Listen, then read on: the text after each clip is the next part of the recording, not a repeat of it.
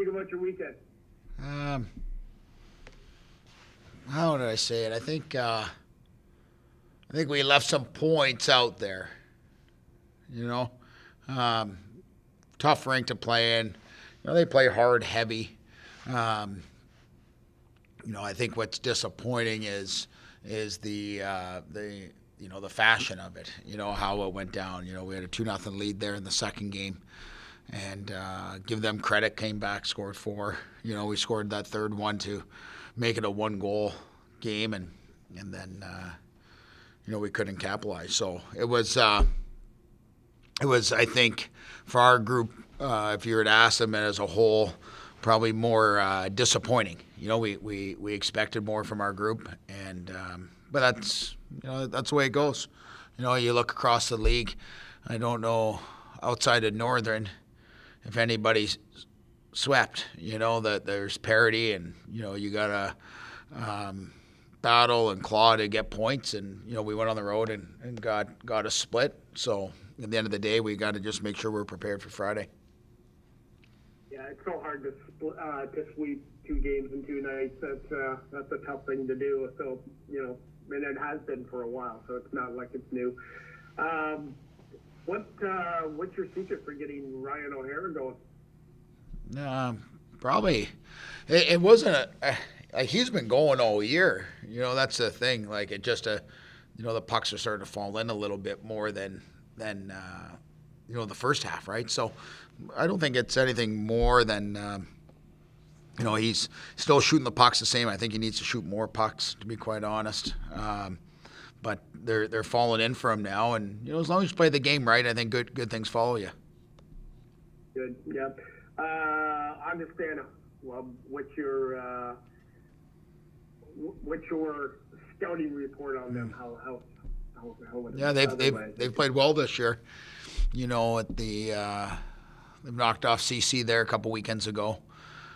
Same with Lindenwood here this past weekend, and it's obviously my first time getting to watch them, and play them, and they've done a really nice job of balance throughout their lineup, and getting good goaltending right now. So it's going to be a real tall test. Again, they're a team that sits second, I think, with the way the CCHA is doing their point percentage or something like that. I'm not sure how that even works really, but so they're sitting second right now, off it, and they've been playing a lot of good hockey. And they've won, more games than they lost in league play, and so they're definitely showing they've taken big steps, and they're a team to be reckoned with. They're playing really good hockey and confident hockey. They're well coached and well disciplined. Yeah, their goaltending seems to be their strength. Josh Kotai is having a fabulous year. What's your general thoughts on attacking a goalie like that who's seeing pucks well and all that kind of stuff? Well, I think you just said it. If they see it well, they're going to stop them. So really it's net front, it's traffic, it's shot volume for me. Playing in their zone. Loose puck recoveries are big. It's not just shots.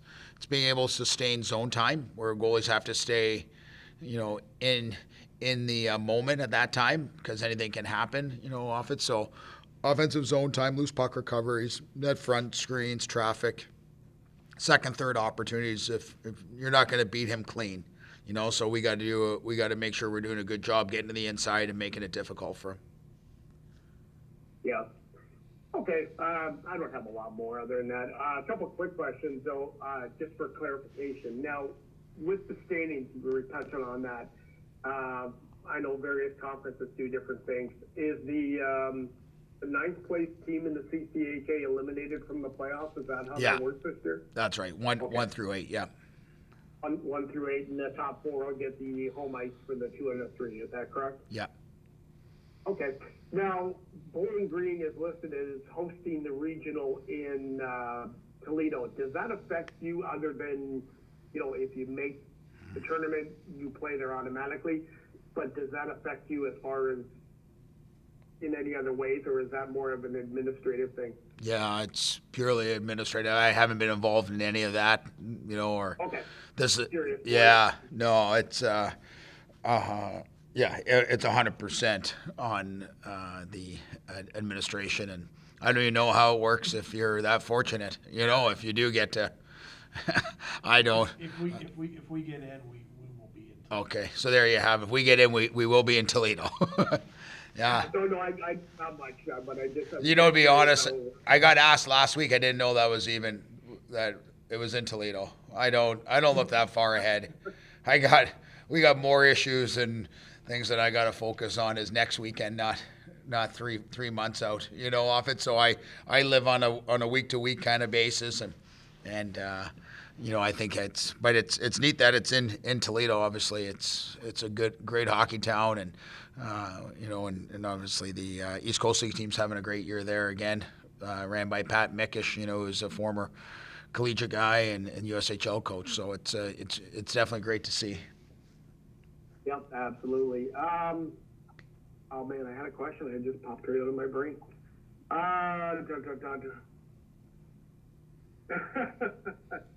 Old age catching up to me. I guess that'll be good. Yeah, you know what? As soon as we log off, I'll think of it, but no big deal. Sounds good. I appreciate your time, though. Do you have anything? No? I got a question over here. Just Brody Waters, 3 goals over No. the weekend. What are you seeing from him, and just what the dynamic does a hot Brody bring moving forward? It's kind of again, if you look at how he scores his goals, they're all he just goes to the net. You try to tell players all the time, good things happen when you go there. And I don't know if he scored a goal more than 5 feet outside of the net, off it. And the more guys realize that if you want to go pay the price, get in there, take cross checks, take slash, take pucks, that good things will happen. And I think you've seen it consistently through Brody all year. All his goals are in the hard areas, the blue paint, and for that he gets rewarded. Not from by any means, he's probably the most sore player after the evening, because again it pays a price to go there, but he's got a good stick, a knack for the net. He's built some chemistry with Ryan O'Hara right now, so obviously we'll keep those two guys together. And on the power play, I feel like they've been moving around pretty good too, with him net front and Norrie being able to find him at times there, and drop offs from Ryan O'Hara down to the goal line. So there's some chemistry being built there, but again now it's, can you continue that success knowing that your opponent's putting together a pre-scout to stop you, right? So now this is where athletes got to, jump up and be a difference maker. But he's been playing some really good hockey.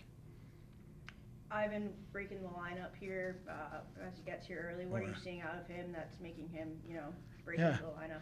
Yeah, he just has to get a little bit less is more mindset from him. Coming out of junior hockey, it's a tough transition for anybody, let alone just get thrown right in there, basically. And but he's got good reach, he's got great hockey sense, competes, good stick. I think as he continues to evolve here with our program and get stronger physically, he'll be, a real good shutdown dominant defenseman. We put him in there on Saturday with 6. With the 6D only, and I thought he did a really nice job. When he plays a real simple inside the dot game, I think he's really effective. I know he's really effective. And I think sometimes where he finds himself in a little bit of trouble, like a lot of D, is when they want to move to their backhand a lot and try to do too much. And the old additive is get the puck, give it to the forwards, and jump into the holes. And, that's right now, I think what he needs to really focus on. Any other questions? Okay, now I remember. How's the health? Everybody looking healthy? Well, I think so. Cold, but yeah, I think they're doing okay. Everybody was at practice today pretty much, so that was good. Good. Do you have a starting goalie set for Friday? No. 7:37 when that comes out. Come on now. You ask me every week on it. It's like asking who your starting quarterback or something, like. And you gotta ask. Yeah, I know. No, you know what? And we split him on the weekend, off it, Yep. and I thought Cole did a good job on Saturday. Obviously, Stove did a great job on Friday, off it. And this is a league where, a lot of guys run one goalie I think you do have to have, two. There comes a time, and as I said last week, I'm still confident in both. And I do believe it's a good competition between them that's pushing them on the ice and off the ice. And what's really good about them is, they'll push for the net, but at the same time, they're very supportive of each other. And I think that's what's really important when you have a tandem right now, like I feel we have with Christian and Cole.